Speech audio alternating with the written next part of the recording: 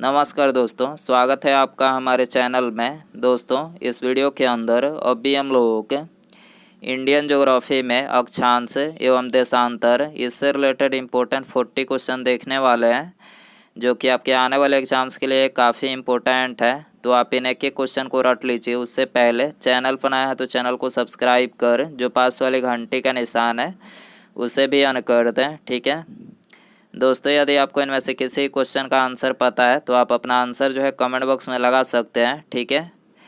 तो देखिए यहाँ पर हमारा पहला क्वेश्चन है, निम्नलिखित में से कौन सी काल्पनिक रेखा 0 डिग्री अक्षांश पर स्थित है।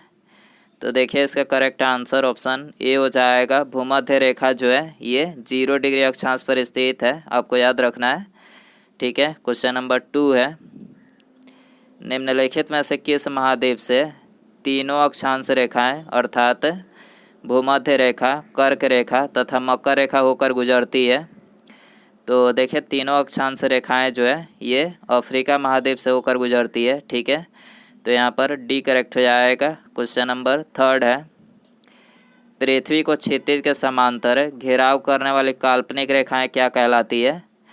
तो देखिए ये कहलाती है अक्षांश, ठीक है। पृथ्वी को क्षितिज के समांतर घेराव करने वाली काल्पनिक रेखाएं क्या कहलाती है। तो ये अक्षांश कहलाती है। ऑप्शन ए करेक्ट हो जाएगा। क्वेश्चन नंबर 4 है, वह एकमात्र महाद्वीप यानी कॉन्टिनेंट जिससे होकर कर्क तथा मकर रेखा गुजरती है।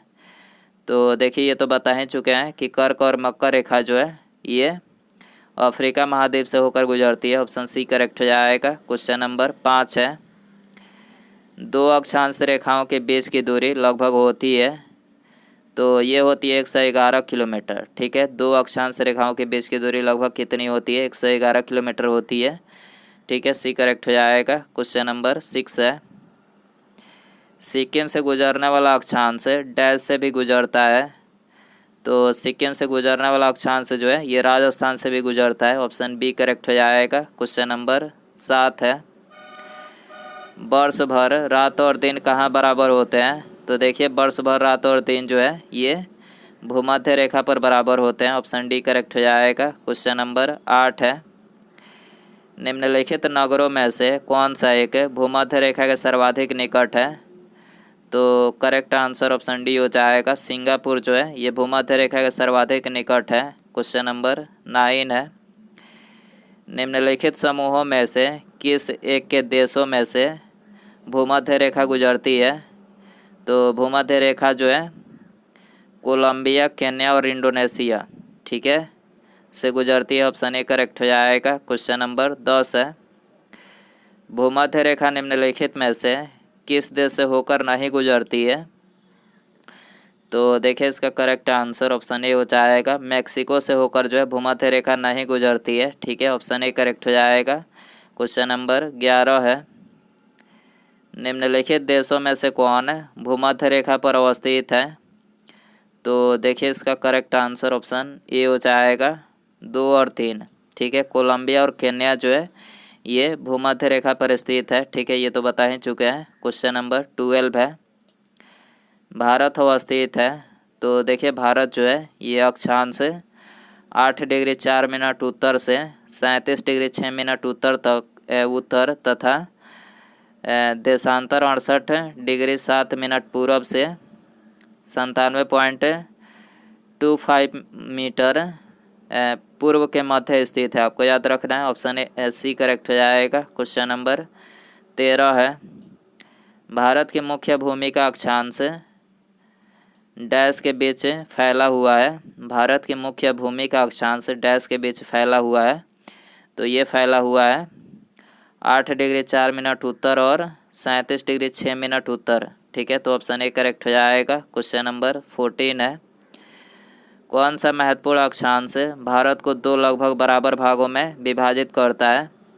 तो देखिए आप सभी को पता ही होगा कि 23.5 डिग्री उत्तरी अक्षांश जो है ये भारत को लगभग 2 बराबर भागों में विभाजित करता है, ठीक है। ऑप्शन डी करेक्ट हो जाएगा। क्वेश्चन नंबर 15 है, कर्क रेखा यानी ट्रॉपिक ऑफ कैंसर भारत के कितने राज्यों से होकर गुजरती है। तो ये भी आपको पता ही होगा कि भारत के 8 राज्यों से होकर गुजरती है कर्क रेखा। वो राज्य कौन कौन से हैं? तो ये हैं गुजरात, मध्य प्रदेश, छत्तीसगढ़, झारखंड, पश्चिम बंगाल, त्रिपुरा, राजस्थान और मिजोरम।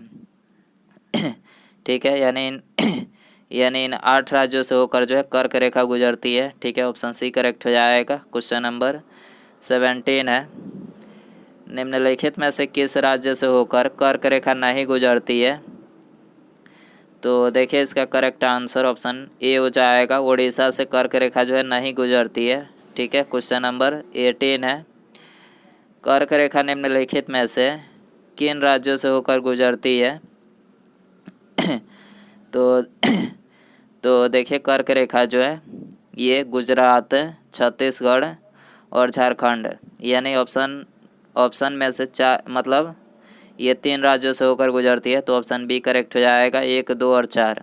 ठीक है, उत्तर प्रदेश से नहीं गुजरती है। क्वेश्चन नंबर 19 है, निम्नलिखित में से कौन सा भारत का राज्य कर्क रेखा के उत्तर में स्थित है? तो मणिपुर जो है ये कर्क रेखा के उत्तर में स्थित है। ऑप्शन ए करेक्ट हो जाएगा। क्वेश्चन नंबर 20 है, निम्नलिखित में से कौन सी रेखा भारत के लगभग आधे हिस्से से होकर गुजरती है? तो इसका करेक्ट आंसर ऑप्शन बी हो जाएगा, कर्क रेखा जो है ये भारत के लगभग आधे हिस्से से होकर मतलब गुजरती है। ठीक है, क्वेश्चन नंबर 21 है, कर्क रेखा नहीं गुजरती है।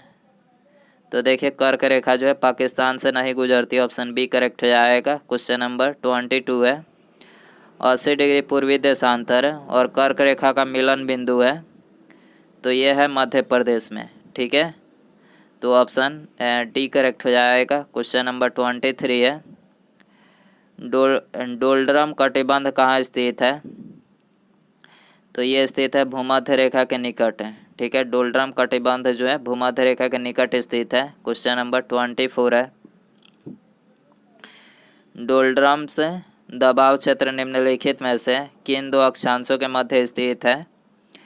तो ये स्थित है 5 डिग्री उत्तर टू 5 डिग्री दक्षिण। ठीक है, तो ऑप्शन ए करेक्ट हो जाएगा। क्वेश्चन नंबर 25 है,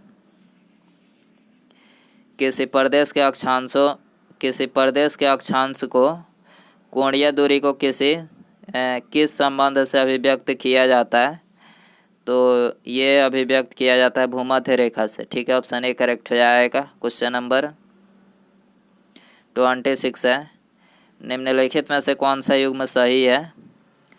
तो देखिए यहाँ पर जो है ऑप्शन डी करेक्ट हो जाएगा, सभी विकल्प सही है। यहाँ पर प्रधान मध्याह्न रेखा इसको क्या बोला जाता है? रेखांश बोला जाता है। कर्क रेखा अक्षांश, भूमध्य रेखा इसको भी अक्षांश। ठीक है, तो यहाँ पर ये तीनों युग्म जो है करेक्ट है। क्वेश्चन नंबर 27 है, निम्नलिखित में से कौन सा युग्म सही है? तो देखिए इसका करेक्ट आंसर ऑप्शन बी हो जाएगा, 23.5 डिग्री दक्षिणी अक्षांश को इसको क्या बोला जाता है? मकर रेखा। ठीक है, आपको याद रखना है 23.5 डिग्री दक्षिणी अक्षांश को क्या बोला जाता है? मकर रेखा बोला जाता है। ठीक है, क्वेश्चन नंबर 28 है, पृथ्वी पर सबसे उच्चतम तापक्रम रिकॉर्ड किए जाते हैं। तो ये रिकॉर्ड किए जाते हैं 20 डिग्री उत्तरी अक्षांश पर। ठीक है, ऑप्शन सी करेक्ट हो जाएगा। क्वेश्चन नंबर 29 है, पृथ्वी पर मरुभूमि होने की संभावना अधिक रहती है। तो ये 23 डिग्री अक्षांश के पास। ठीक है, पृथ्वी पर मरुभूमि होने की संभावना अधिक रहती है तो 23 डिग्री अक्षांश के पास है। ऑप्शन ए करेक्ट हो जाएगा। क्वेश्चन नंबर 30 है, पृथ्वी के दोनों ध्रुवों को छूने वाली काल्पनिक रेखाएं क्या कहलाती है? तो ये कहलाती है देशांतर। ठीक है, पृथ्वी के दोनों ध्रुव को छूने वाली काल्पनिक रेखाएं क्या कहलाती है? देशांतर कहलाती है। क्वेश्चन नंबर 31 है, भूमध्य रेखा पर 2 देशांतरों के बीच की दूरी लगभग 10 किलोमीटर है। तो देखिए ये तो बता ही चुके हैं कि 111 किलोमीटर है। ठीक है, 2 देशांतरों के बीच की दूरी भूमध्य रेखा पर कितना है? 111 किलोमीटर। बी करेक्ट हो जाएगा। क्वेश्चन नंबर 33 है, किसी 2 निरंतर देशांतरों के बीच समय का अंतर कितना होता है? तो ये होता है 4 मिनट का। ऑप्शन सी करेक्ट हो जाएगा। क्वेश्चन नंबर 34 है, पृथ्वी 1 घंटे में कितना देशांतर घूम लेती है? तो पृथ्वी 1 घंटे में 15 डिग्री देशांतर जो है घूम लेती है। ऑप्शन बी करेक्ट हो जाएगा। क्वेश्चन नंबर 35 है, यदि दो स्थानों की स्थिति में 90 डिग्री देशांतर का अंतर है, तब दोनों स्थानों के बीच का समय अंतर होगा, कितना होगा? तो 6 घंटे का होगा। ठीक है, यदि दो स्थानों की स्थिति में 90 डिग्री देशांतर का अंतर है, तब दोनों स्थानों के बीच समय अंतर कितना होगा? 6 घंटे का होगा। ठीक है, क्वेश्चन नंबर 36 है, निम्नलिखित देशांतरों में कौन सा भारत की प्रमाणिक मध्याह्न रेखा कहलाता है? तो देखिए यह है 82.5 डिग्री पूर्वी देशांतर। ठीक है, ऑप्शन डी करेक्ट हो जाएगा। क्वेश्चन नंबर 37 है, निम्नलिखित में से कौन सा नगर सबसे ज़्यादा पश्चिमी देशांतर पर स्थित है? तो करेक्ट आंसर ऑप्शन ए हो जाएगा। जयपुर जो है ये सबसे ज़्यादा पश्चिमी देशांतर पर स्थित है। क्वेश्चन नंबर 38 है, 82.5 डिग्री पूर्वी देशांतर भारत के लिए इसलिए महत्वपूर्ण है क्योंकि, तो देखिए वो इसलिए महत्वपूर्ण है क्योंकि यह भारतीय मानक समय का निर्धारण करता है। आपको याद रखना है 82.5 डिग्री पूर्वी देशांतर क्या है? तो ये भारतीय मानक समय का निर्धारण करता है। ऑप्शन ए करेक्ट हो जाएगा। क्वेश्चन नंबर 39 है, किसी जहाज को सबसे कम समय में एक स्थान से दूसरे स्थान तक जाने के लिए निम्नलिखित में से किसे मार्ग बनाना चाहिए? तो ये देशांतर का जो है मार्ग बनाना चाहिए। ठीक है, तो ऑप्शन सी करेक्ट हो जाएगा। उसके बाद यहाँ पर हमारा अगला क्वेश्चन है, निम्नलिखित में से अंतर्राष्ट्रीय दिनांक रेखा कौन सी है? तो अंतर्राष्ट्रीय दिनांक रेखा जो है वो है 180 डिग्री देशांतर। ठीक है, 180 डिग्री देशांतर जो है अंतर्राष्ट्रीय दिनांक रेखा है। ठीक है, तो यहाँ पर डी करेक्ट हो जाएगा। दोस्तों ये था अक्षांश और देशांतर, इससे रिलेटेड 40 क्वेश्चन। आप इन 40 क्वेश्चन में से कितना क्वेश्चन जो है सही कर पाएँ, अपना स्कोर कमेंट बॉक्स में ज़रूर बताएं। वीडियो पसंद आया रहेगा तो वीडियो को लाइक कीजिएगा। ठीक है, चैनल पर नया है तो चैनल को सब्सक्राइब करके बेल आइकन जरूर सेंड कर दें। ठीक है, मिलते हैं अगले वीडियो में। Thanks for watching.